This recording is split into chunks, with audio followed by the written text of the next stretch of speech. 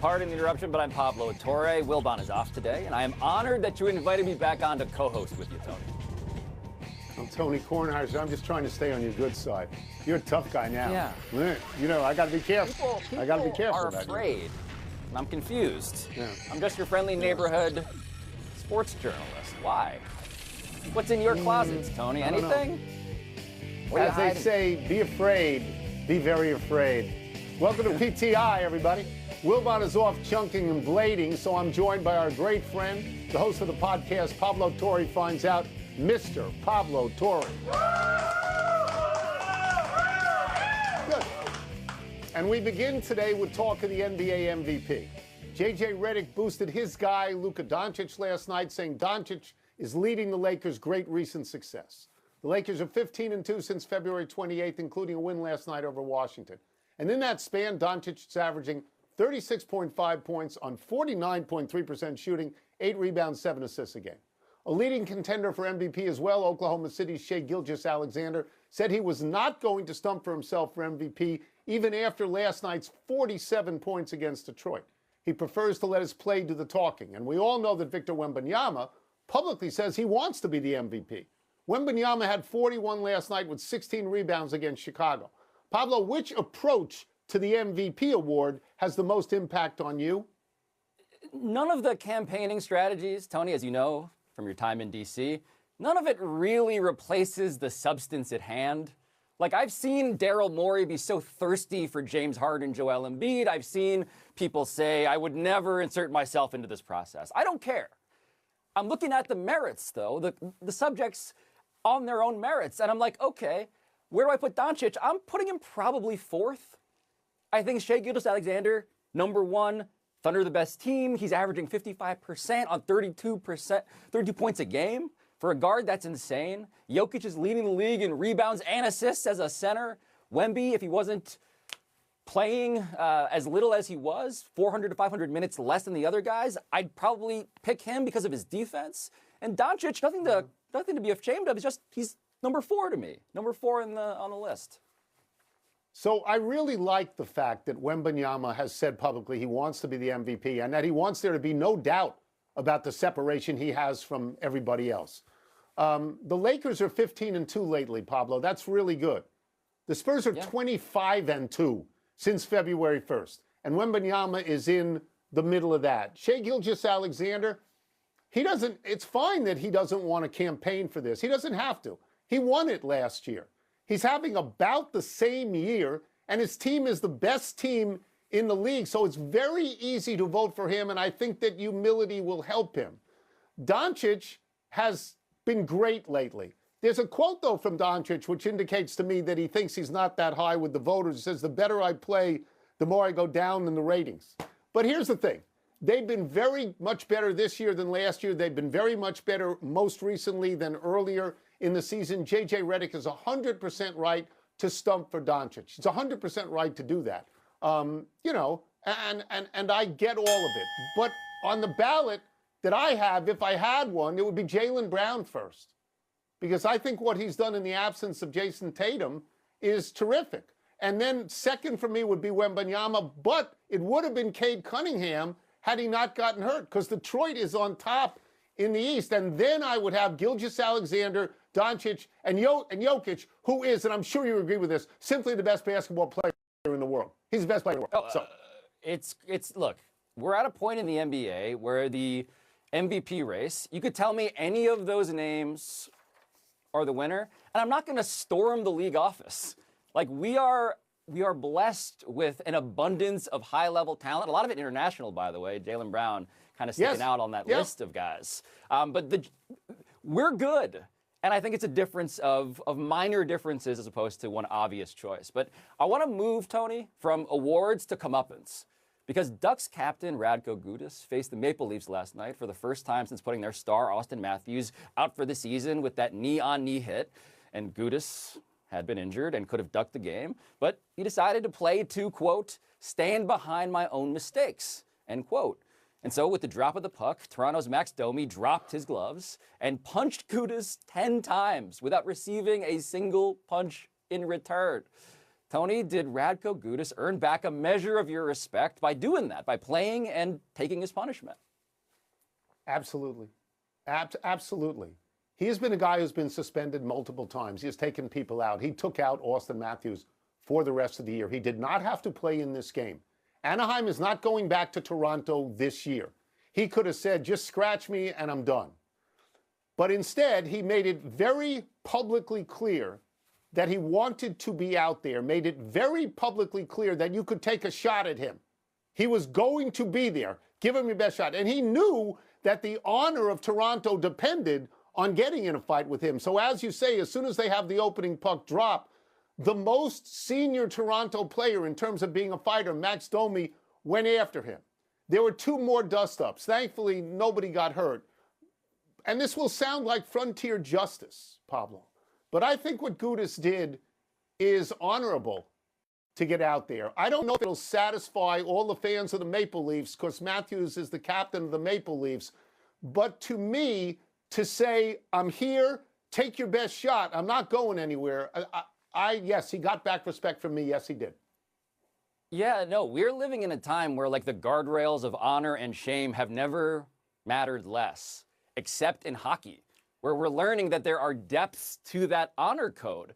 I mean, Tony, this was a samurai taking out his katana blade and sticking it into his own intestines, saying, I deserve this, and I will, more than that, I will be nonviolent in my expression of shame.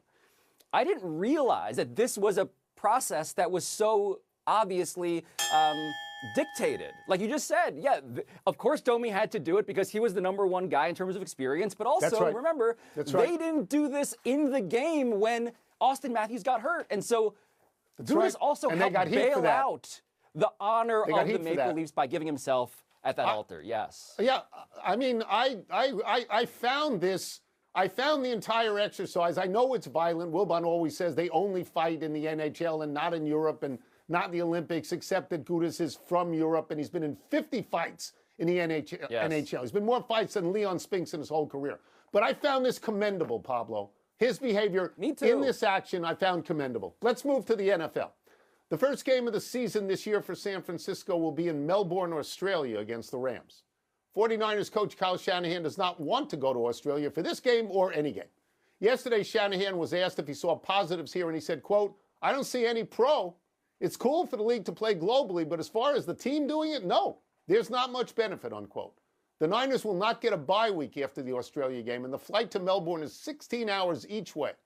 Pablo, do the positives outweigh the negatives for the NFL?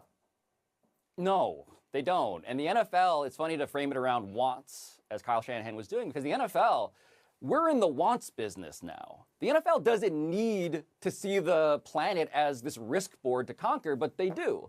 Apparently, Australia is on that list, and that's confusing to me because Australia is about as far away from the United States as you can get. It's not a big market. It's like smaller than Texas. And also, I don't really see how you could plausibly keep doing this because it's a 15-hour flight. But the NFL wants to build another market because they just want it. And do they need it? Absolutely not. I will say the one good thing for this game, theoretically, when you look at it, is it's a division game. So 2 teams in the same division have to bear this, and they're very good teams, and they are incumbent playoff teams. The bad news is they're in the same division as Seattle, the Super Bowl winner. And I don't know if there's how large the disadvantage is for 32 hours in the air when you're not making Seattle do it. I understand what the NFL is doing. I understand the idea of a global footprint. I understand why they would want to be in Australia. If I owned the 49ers, I want my team to be worth more. So, yeah, I'm in favor of global stuff. I understand why they're going. They're closest to it in proximity. That's why East Coast teams go to London games. But if I'm the coach of the 49ers, Pablo, I don't want this. This is 32 hours in the air is going to affect me this game, the next game, and the game after. Yes. And if I'm the coach of the 49ers, I don't care how many Christian McCaffrey jerseys I sell in Melbourne or Sydney. I don't care about that. So I don't want this game. I don't. Yeah, Tony, I'm very aware that you don't want this as a hypothetical NFL coach. I also know even more acutely that you don't want this as you. Can you imagine getting on a plane, you personally, for 16 hours direct? That's the shortest thing you got? It's too long. Hey, I'll tell you another thing that's interesting. That Kyle Shanahan mentioned that they're also playing in Mexico City this coming season. Well, that flight, I mean, the subtext of that is, look what you're doing us. You're killing us. You're making us do all these games.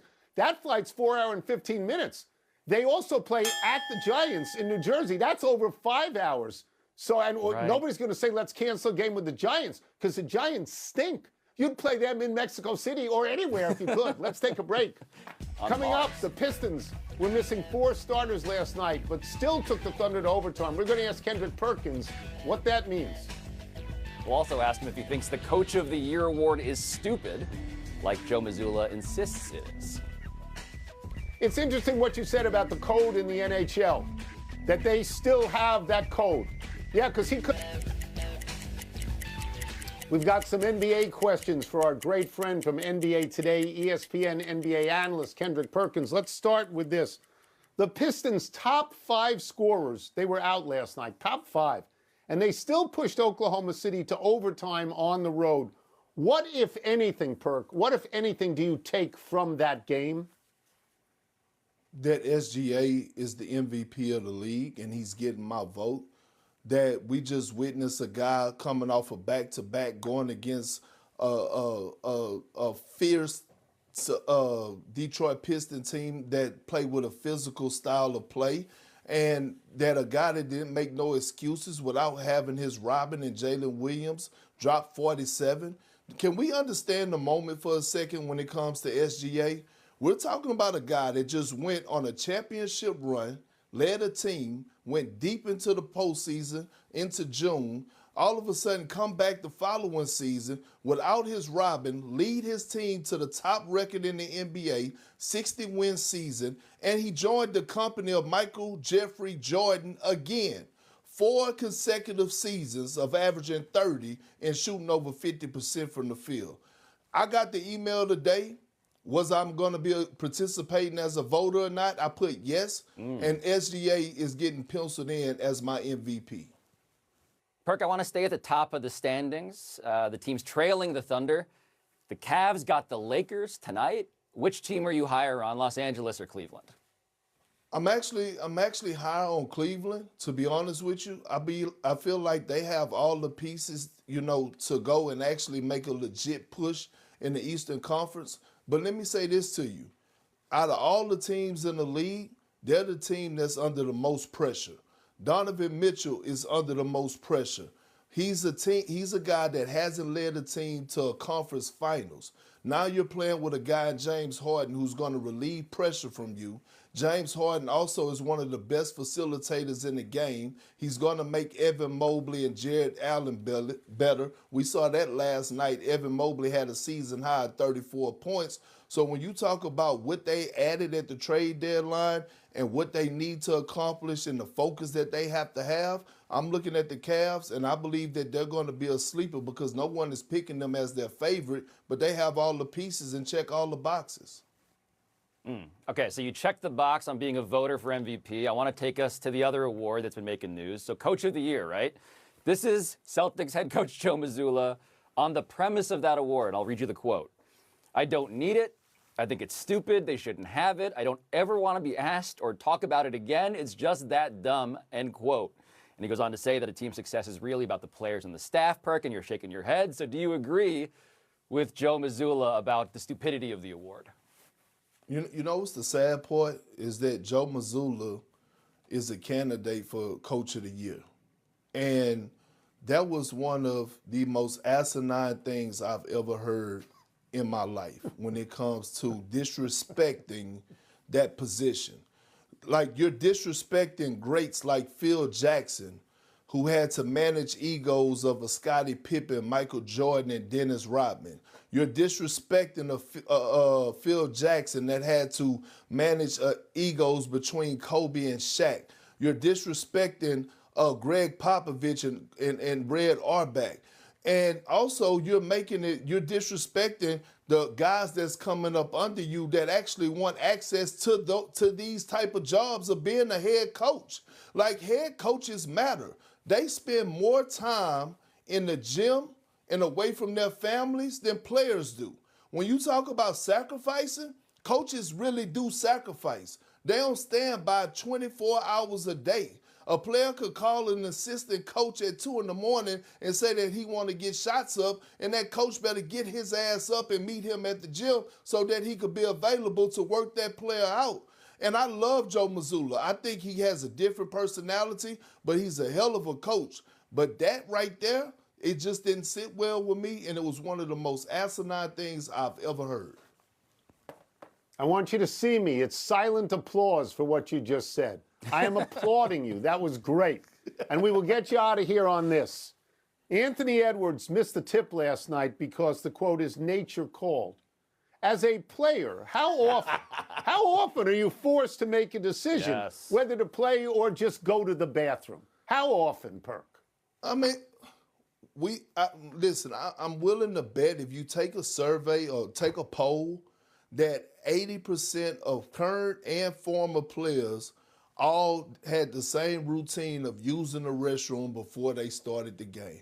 Now, you can't help it that nature called at a certain time when you typically probably go 20 or 30 minutes before you have to run out on the floor. Yeah. But everyone has their routine, and majority of the guys that I played with, hell, they had their own stall. They had their personal stall that they wanted to use before they went out on the floor. So this is not surprising to me. This is just part of it. Let me tell you a quick story. Rajon Rondo used to get to the facility, work out on the floor, take a shower, put his game jersey on, and then go out there and play. We thought it was weird, but it was his routine. So whatever floats your boat, whatever's going to make you perform at your highest level, damn it, do it. I see what you say there. Floats your boat. I see what you did there. Thank you, Perk. Thank you, Perk. Let's take one last break. Still to come, Texas and South Carolina make it a repeat Final Four. And players on your MLB package may be smaller than they appear. Yeah, well, it's good because that helps them, get a shorter strike zone. It's better for them. ABS, not IBS, which is more relevant to the top.